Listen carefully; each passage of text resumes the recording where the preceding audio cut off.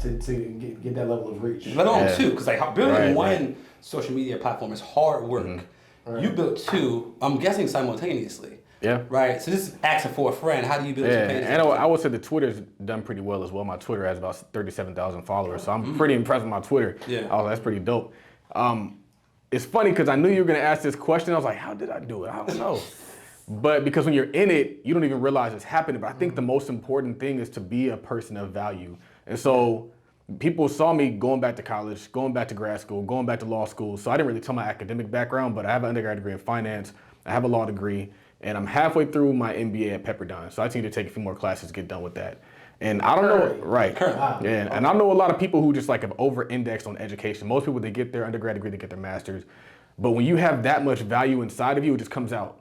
And so all I'm doing is just adding value on the internet because I've added value to myself. And so outside of even just like academic education, like I just am an extensive reader. I remember I went through one year and I said, I'm gonna read 100 books.